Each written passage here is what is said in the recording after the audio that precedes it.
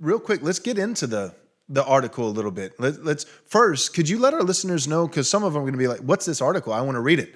I read it, and that's why I reached out to you and wanted to have you on the show, because I thought it was incredibly well written, and not just the theology behind it and the biblical imperatives, that how we should be thinking as Christians, but you had so much substance, and you were, it was written by a lawyer. You could tell, like, you were substantiating your claims, providing, biblical persuasion, but then also evidence for why these things are. It's not just business as usual. It's not just your typical vaccine. And so first, where can people go and find this article?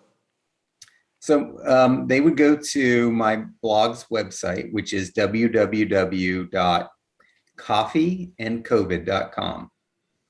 And it's a daily summary of news that I write. And people are welcome to look at old blog posts and see if they like it. And if they do, they can sign up.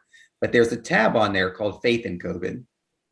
And if they click on Faith in COVID, then that'll take them to a page where they can see my article, again, which is called What the Church Needs to Know About COVID-19 and What to Do About It. Right. So what does the church need to know about COVID-19? I have here written as a question that I wanted to ask you,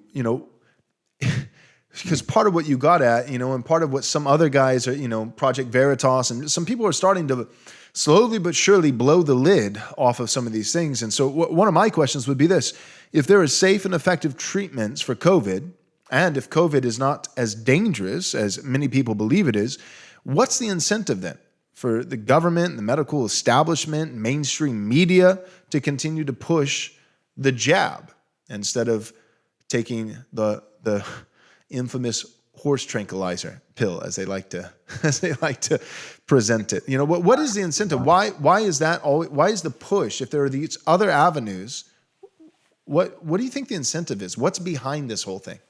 I would add two more to your list. I would say, okay, we also know now that the COVID injections don't prevent the spread of COVID. That's right.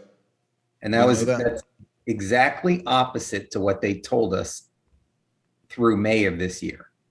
That's right. May of this year, Fauci was out there saying you won't get COVID if you take the injection. Yep. Right? And it was your duty to your neighbor. And then pastors, I call them evangelifish pastors, the ones with no spine. They immediately picked up that talking point from Fauci, and it was love your neighbor, love your neighbor. But now we know that it's not just that you can get the virus, and the CDC has said this, and people are getting taken off of YouTube. This episode might be taken down from YouTube for repeating what the director of the CDC has said. And so, but it is a fact that you can get COVID if you're taking, or if you've had the vaccine, you can still get COVID. And not only that, but you can transmit. So you can contract and you can transmit, which means the whole idea of loving your neighbor, right? You're not just getting the vaccine for self-preservation, which that's always the way we've thought about vaccines, is primarily it's self-preservation, so that I don't get polio, so that I don't get smallpox.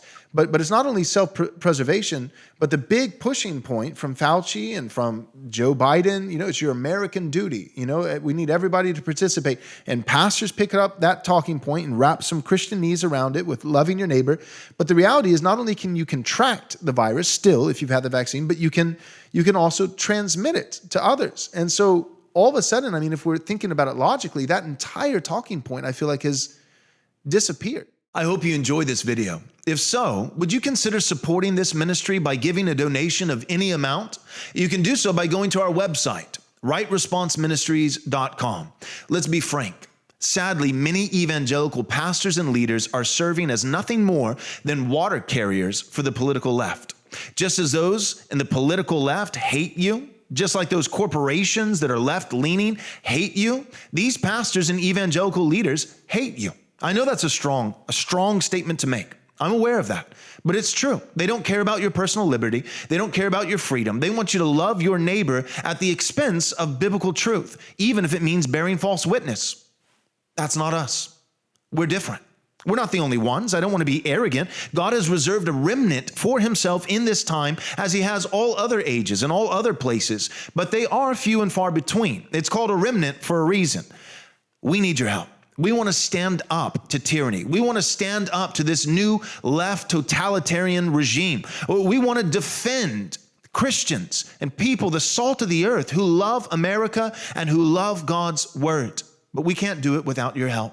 If you're not prepared or able to give a financial gift, one way that you can support this ministry is by simply subscribing to our YouTube channel and clicking the bell so that you'll be notified as we come out with new content.